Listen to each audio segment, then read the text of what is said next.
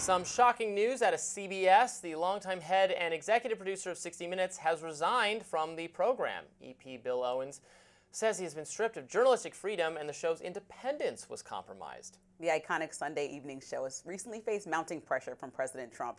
He's been on a personal crusade against CBS, accusing the program of, quote, unlawful and illegal behavior. Trump is demanding $10 billion in damages over the show's interview with then Vice President Kamala Harris for deceitful editing. 60 Minutes refuted those accusations, saying they are false and the edits were made for clarity. After that, CBS News' owner Sherry Redstone kept tabs on the show's segments pertaining to Trump, according to exclusive reporting by Semaphore. Owens' resignation comes as Paramount hopes to merge with entertainment company Skydance. Owens said in a memo, over the past months, it's become clear that I would not be allowed to run the show as I always have run it, to make independent decisions based on what was right for 60 Minutes, right for the audience. So ex-users are chiming in. Grassroots organizations distill social rights. When the White House is calling the shots at 60 Minutes, it's not journalism, it's state media. Democracy dies when the press is afraid to do its job. Well, I have been no fan of 60 Minutes for a long time. They have run segment after segment that I think is just ludicrously bad.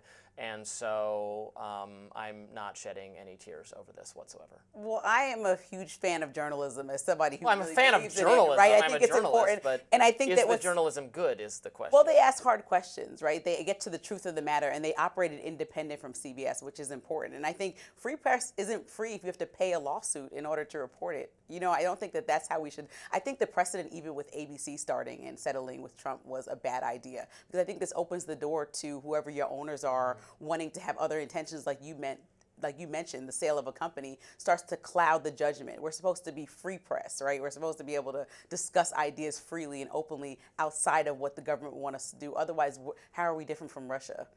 Well, yes, but okay, this is what he's asserting, some kind of independence from the head of the network. I mean, if you work at a large media company, you do have to do what the boss says on some level. Like I will do whatever I want. Like that, the option then is to go fully independent, start your own YouTube show or Substack channel, and go off king. But it's just and again, 60 Minutes lately. I did not think they edited that Kamala Harris interview appropriately. Did I think they would have won did I think it was worth suing over? No.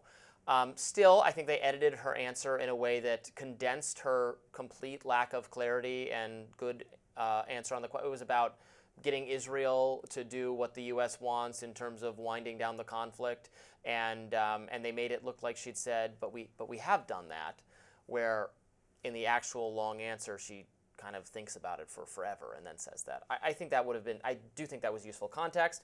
We can debate over how important that was.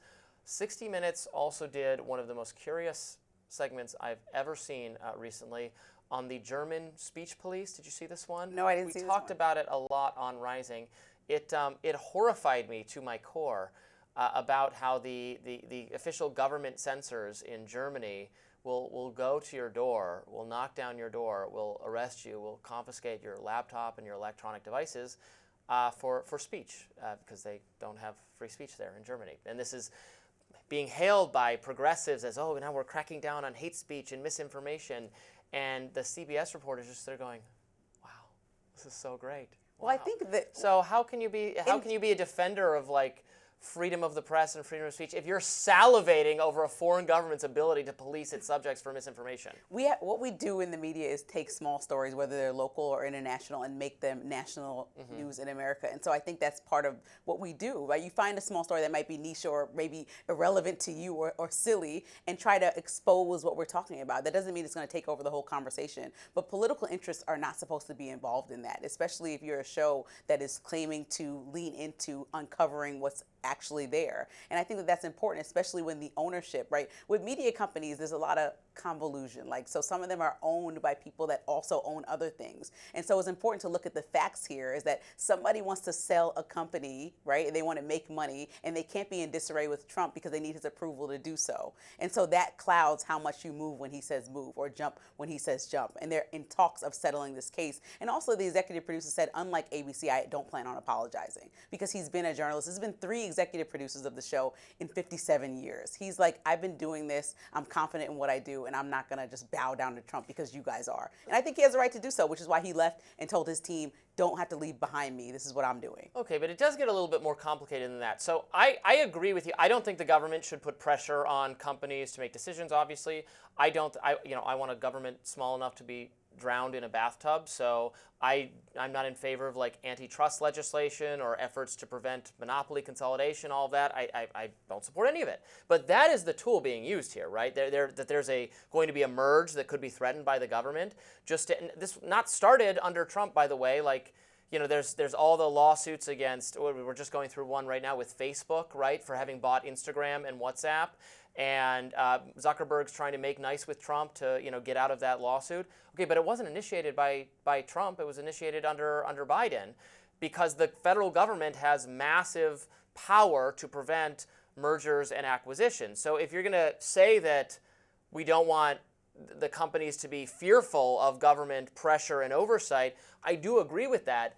But that would mean like tearing down the edifice of federal government's antitrust enforcement, which I am in favor of doing, but I know progressives are not in favor of doing. So, like, which way is it going to be? You know what I mean? I think that's a fair point, and I think that it's important. I'm going to say you got a fair point. Well, I got you there. I think that's a fair point, but I also think it's important to really know that people in journalism are trying to operate in autonomy to provide information. I think that's a totally different thing than what Facebook or Meta or the other companies that you explained are doing, because They're as we providing know, information. yeah, it could be unfactual, wrong information. Well, but it could be with 60 Minutes, they're non-factual. actually trying to do their bbest to have journalistic integrity, and I think we should protect those institutions. Well, see, that's a matter of because perspective. it's important. I find 60 Minutes is frequently misinforming its audiences as badly as anything I see on social media. I disagree. They did a It's whole too much. segment on that it was so ludicrous, the Havana syndrome hoax.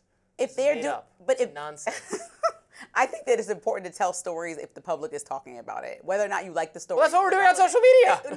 No, I think it's important to tell it with research, Yeah. analysis, and perspective, right? I think that those are are important, especially research part. And that's what journalists do. And we have to protect organizations like that from the government, because we are not Russia, as mentioned Well, before. protect them from the government, yes, but they are the number one promoters of the idea now, as I said, that government agents should do more to police, yes, misinformation on social media. Like, they're not standing up for freedom of speech and everyone being able to weigh in and discuss. They're saying we need more speech police, more misinformation watchdogs, more social media monitors, more government bureaucracies dedicated toward combating extremism or contrarianism. But you agree that this disinfo. lawsuit is nonsense. You agree Which that Trump lawsuit? should not have sued CBS. You think that the Kamala interview probably wasn't as accurate as you would have liked. You said that earlier, but you don't think that he should be suing them. So this is, Yeah. again, where anyone you're can teetering sue the anyone line. for any reason. Do I But think Trump there does is vendettas validity versus to it? actually having validity, is what I'm saying. So, like, if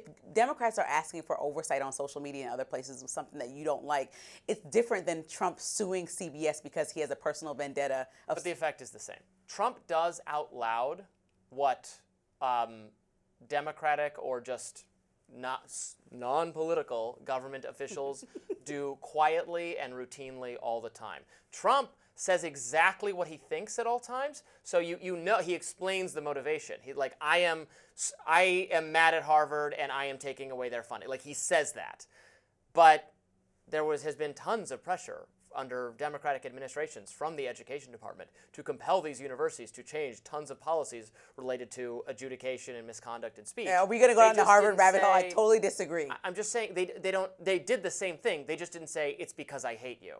Like, they didn't say that, they didn't vocalize why they're doing it, creating this easy avenue for a legal challenge. But they did the same things. There's always pressure from the government on companies to do stuff. I'm against it. I'm against it when Trump does it or when Democrats do it. But Trump is doing it in a different kind of way because it's so transparent and obvious, but it's not really different. A personal vendetta kind of way. Yeah, in a personal vendetta kind of way. Okay, well, that's the type of president that you like, then. Well, no, I mean, I'm not. I didn't vote for. We're talking about the president. Kind of president this is I not like is the one who is just gonna not do anything and is gonna lower all my taxes and get rid of most regulations and maybe just have a small night watchman state for a little bit of defense and courts. That's my ideal president. Calvin Coolidge. That's where we're going. Okay. Way back in time. So nobody's good enough. You just got to go way Not back. since Calvin Coolidge. No one has been nearly good enough. No. Now, next up, did scientists just find signs of life on another planet far, far away? We will discuss. No, you won't want to miss this one.